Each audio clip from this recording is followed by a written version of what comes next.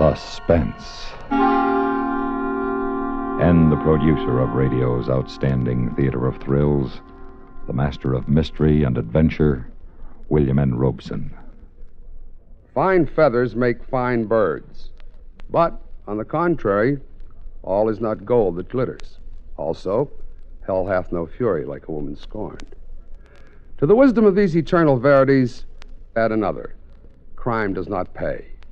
Mix well with a great singer turned dramatic actress, and you have our suspense story, The Well-Dressed Corpse, starring Miss Margaret Whiting, which begins in exactly 1 minute. Do you know the Social Security benefits to which you will be entitled when you separate from the service and take a civilian job? Here's a tip from Social Security. Everyone who works for a living knows that illness or injury may keep them from earning a living. Today, more than 9 out of 10 American workers are covered by Social Security, and each one should know that if he becomes severely disabled, he and his family may be eligible for monthly Social Security disability payments. More than 1 million people are now receiving benefits each month under this program. For more information about Social Security disability benefits, write to Social Security, Department 15, Hollywood 28, California, and ask for a free copy of Booklet 29 called If You Become Disabled. And now, The Well-Dressed Corpse, starring Miss Margaret Whiting. A tale well calculated to keep you in suspense. She's lying on the couch in my office. I thought I'd just let her alone until you showed up, Captain. That was considerate of you, Lieutenant.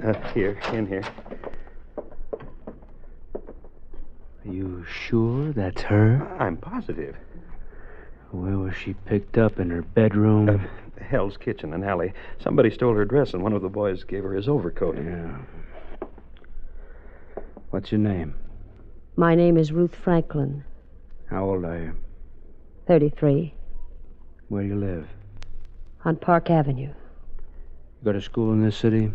Graduate school, Columbia University. I work for the Carrington Green Advertising Agency. My secretary's name is P.D. Wright. I'm the murderer you're looking for. Yeah. Okay. I guess you're Ruth Franklin, all right. I can hardly blame you for not recognizing me. Did you know that 6 weeks ago I was voted one of the 10 best-dressed women in America? I read something about it. I always knew that someday I would be. But when it actually happened, it was just as exciting as if it had been a total surprise. The invitation to the luncheon to meet the press came on Monday. I ran right out and bought the most elegant and expensive dress I could find. And when I swept into the luncheon, everyone was looking at me, including the other 9 well-dressed women. Percy Hamilton of Radcliffe Press, a little bald-headed man who moved and looked like a startled chipmunk, met me as I came in. Oh, Miss Franklin, I'm so happy to see you. Right this way, please. You're a little late, you know. Percy, baby, you've confused me perhaps with a debutante. I work for a living. I'm going to put you here at table 13 with Mr. Mason. Miss Franklin, may I present Mr. Mason? How do you do? How do you do? You two are going to be luncheon partners. Well, I'll run along.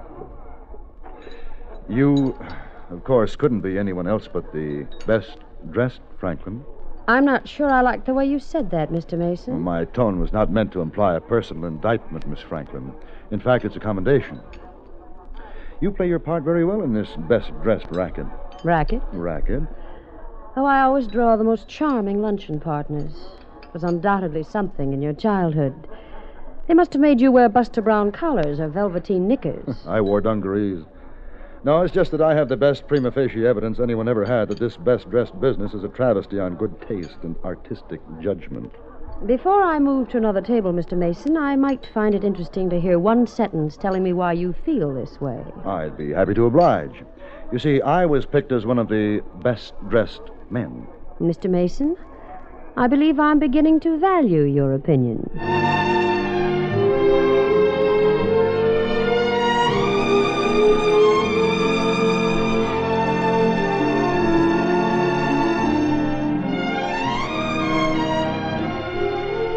Well, that's the way it began. little careless banter while we sized each other up. And something in our measurements had meaning because, despite speeches and cold chicken a la king and news photographers interfering with most of our conversation, we later found ourselves at the Stork Club discussing everything from Picasso to paperback novels. Sometime in the evening, he said he had to catch a plane somewhere, but he'd get in touch with me soon. The next morning, when I walked into my office, Petey, my secretary, was wearing the smug smile of a girl who caught her older sister with a boy on the back porch hammock. Seen it yet, boss? The Gimbal ads? How were they? I can wait. All right. Seen what? A picture of you and Roy Mason. Mason? I hardly spoke a word to the man. Hardly a word, huh? You know, that's a Stork Club ashtray in that picture. How did you converse? Smoke signals with your cigarettes? Petey, you're very close to being fired. Let me read you what Winchell says. The most handsome twosome in town last night were Ruth Franklin, the best-dressed huckster, and Roy Mason. Petey, what do you know about him? I'll save you the embarrassment of asking me to get a file on him. I've already done it. Here you are, boss. The Life and Loves of Roy Mason, assembled by P.T. Wright, Girl Boswell. All right, tell it. He's a foreign correspondent, distinguished. He's written 2 books on world politics, The Long Road of Destruction and The Coming Asiatic Crisis. I've ordered both of them so you can talk his language. He's a Yale graduate, skull and bones, 38, unmarried. Just call me quick.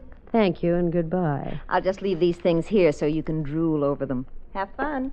Petey. Yes, boss, ma'am? You've had your fun. Now, hands off. I'm going to marry him.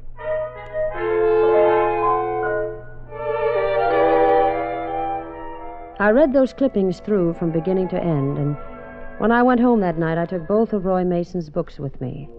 And the following night, he called me. And then it was practically every evening, and cocktails and weekends, and intimate little dinners, fireplaces and books, and talk into the dawn. I knew, and I let the papers know, that Ruth Franklin had finally found a man who came up to her requirements. I had him hooked. Now it was time to reel him in. Waiter, 2 more of the same, please. Roy. Hmm? I have some news I know you'll be interested in.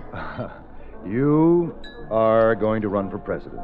No, nothing as small as that. I'm going to get married. You're going to get what? Married. Oh? To whom? A man named Roy Mason. I see. Does he know anything about it? Well, I've kept it a secret from him until I was sure. Now my mind's made up. Just like that, huh? Uh-huh. Pleased? Well, let's say flattered and very, very sorry. Why? To have to decline the invitation. You see, Ruth, I'm already engaged. Why didn't you tell me? You didn't ask me. Who is it? Her name is Elizabeth Granger, a socialite from Long Island. You may know her. No, and I have no desire to. Ruth, what made you think we were going to be married? I guess I believe my own press notices. Every columnist in town has been ringing wedding bells for us. I never pay attention to columnists. Well, I do, and so do a lot of other people. And what a Roman holiday they're going to make out of this. Oh, boy, I can just see it. What best-dressed woman was left waiting at the church by what best-dressed man? Well, I'll phone them tomorrow and tell them to lay off. And make a bigger fool out of me?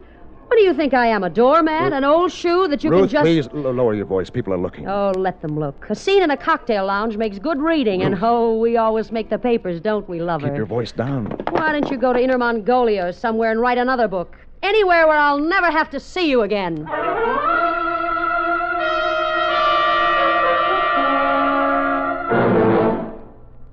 The second act of Suspense continues in 1 minute. This is Johnny Baker with Communism on the Spot. In the Soviet Union, the Communist Party keeps the Red Army in check in various ways. It limits the authority of commanding officers by placing full-time party members in charge of political affairs.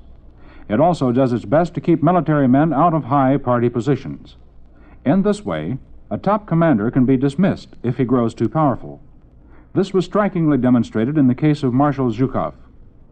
3 months after becoming a Presidium member in 1957, he was demoted and relieved of his Army command. To further ensure its control, the party also assigns to Army units members of the secret police, who report directly to their police superiors rather than their commanding officers. And now, we continue with Act Two of The Well-Dressed Corpse, starring Miss Margaret Whiting. A tale well calculated to keep you in suspense. Oh, leave it to me. I did a grand job. I made my exit like the second lead in a straw hat playhouse. The next day I didn't go to the office and I didn't read the papers. I knew what would be in them. I felt sick and soiled and used. The phone rang all day long, but I didn't answer it until late in the afternoon. Hello? Me. Oh. Trying to get you all day. What for? To tell you that we're friends, you and I. And I hate like the devil to think that you really meant it when you said you never wanted to see me again. I sent you a letter last night, but I'd rather tell you what I wrote in person. Now, look, Roy. No, let me go on. A man rarely meets a woman like you. I was lucky. Real lucky. Ruth, you can send me away altogether if you want to. But I'd miss you for the rest of my life. That's the truth. But you're going to marry this... Ruth, I want to talk with you calmly, decently, honestly. I want you for a friend. I'm mixing a couple of drinks in my apartment around 5 tonight. I hope you'll be there to share them with me.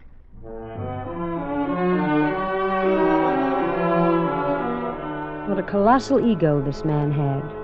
And yet he was offering me the opportunity to settle the matter my way. I took it. Ah, you came. Thanks, Ruth. Let me take your coat? No, it's a little chilly. I think I'll keep it on. All right. Drink? A very dry martini and a little soft music. The record's on the turntable and the martini's already mixed. I knew you wouldn't pass up a Mason's special. You were rather certain your pretty speech on the phone would work, weren't you? I meant it. I'm glad you're here, Ruth. All of that highly lacquered veneer you show your public is all right for them. But for me, I'll take you the way I know you. Tell me more. Underneath $40,000 a year and behind that best-dressed wardrobe, you're quite a gal. Quite an ornament to wear on your sleeve. Oh. Until you're tired of it. No, you don't understand, Don't Ruth. touch me. Ruth! Yes, it's a gun, Roy. For heaven's sake, Ruth. Ah! Ruth, stop this. You've got it all wrong. Put down that gun. Ah! Ruth, get a doctor. We'll say it was an accident. Stay away from me. Phone a doctor. Oh, no. It wasn't supposed to be this way at all. Ruth! Ruth, I wrote you. I stood there looking down at him. He tried to talk again, but he couldn't say a word. And then all of a sudden he was dead.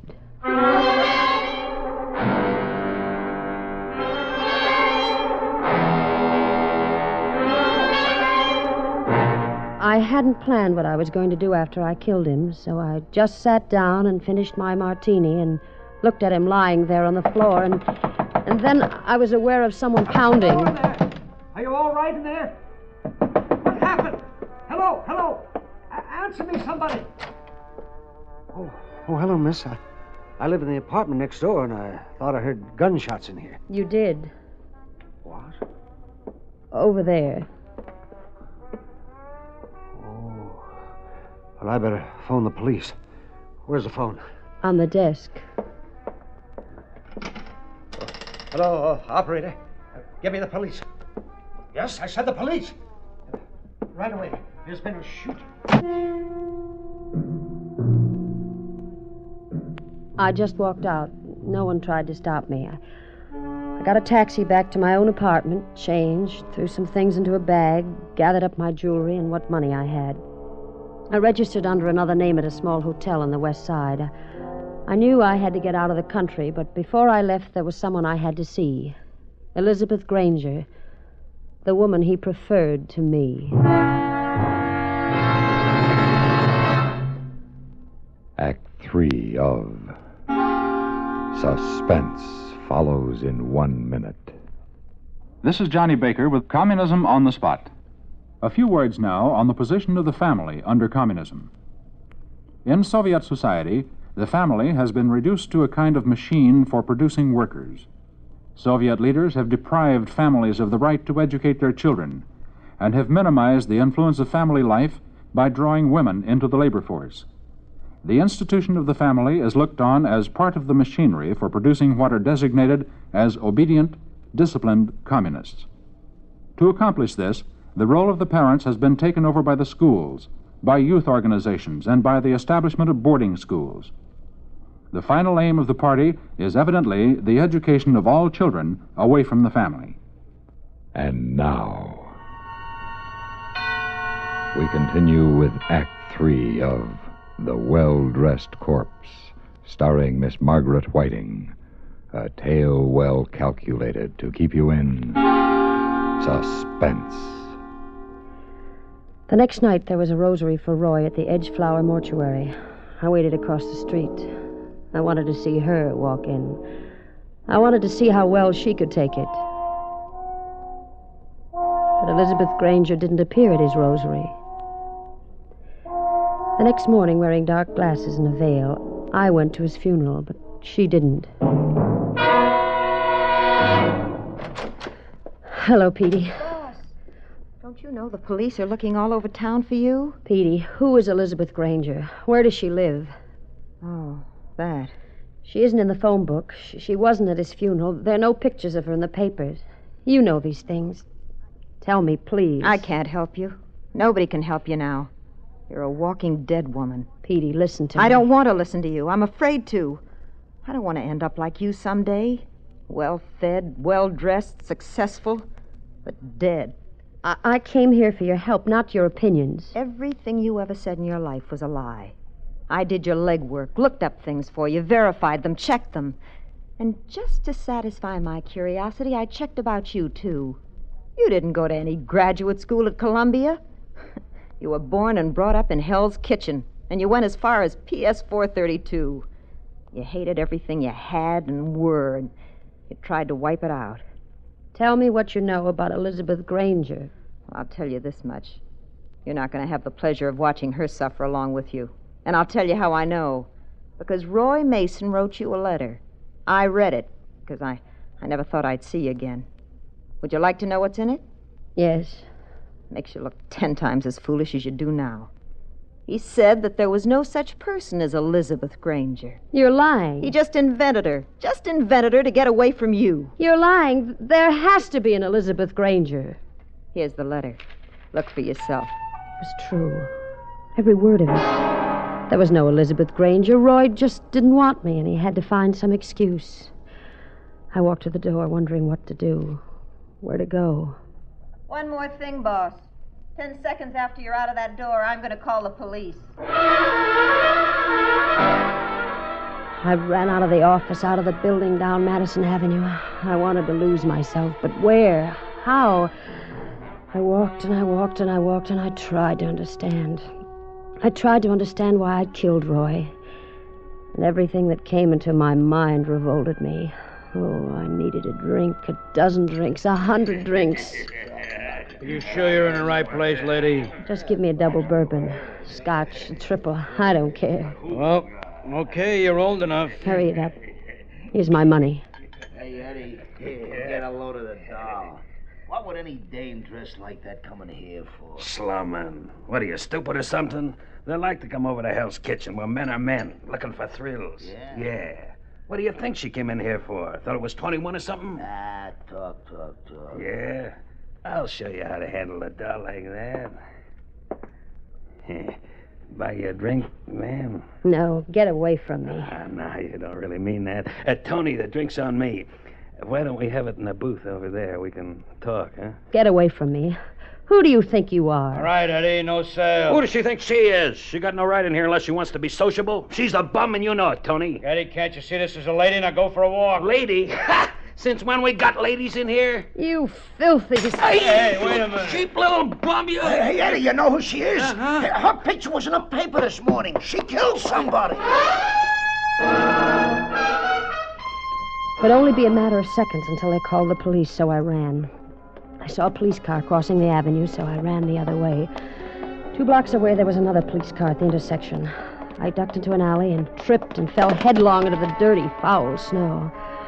Oh, I don't know how long I was out, but when I came to, somebody was pulling my mink coat off. Come on, dearie. Come on. Cooperate. What are you doing? You won't need this coat where you're going. Leave my coat alone. That's all right, dearie. All right, come on. Now the dress. My dress? Ruby, help me get it off her. You can't take my dress off me. I can use a fancy dress like that, and you can't wear it in jail. Don't, please. All right, stay where you are. Cops, grab her shoes, Ruby. Let's go. My dress. They took my dress and my coat. Stay where you are, lady. You let them do it. Why did you let them do it? We'll get him. Come on now, lady. Lift up your head. I want to take a look at you. Oh, don't hurt me, please. Uh-huh. I'm somebody. That's what I thought. Ruth Franklin. I'm somebody. I'm somebody. I'm one of the 10 best-dressed women in the world.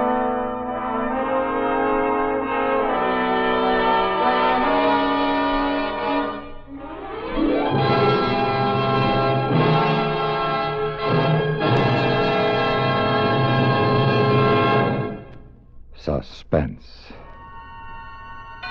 in which Miss Margaret Whiting starred in William N. Robeson's production of The Well-Dressed Corpse, written by E. Jack Newman and John Michael Hayes. In a moment, the word about next week's story of Suspense.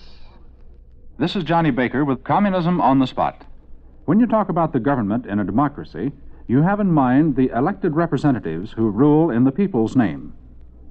This isn't the case in the Soviet Union. True, the Soviet government exercises formal authority, and the parliament supposedly represents the citizens. But in practice, the all-powerful Communist Party wields the actual power.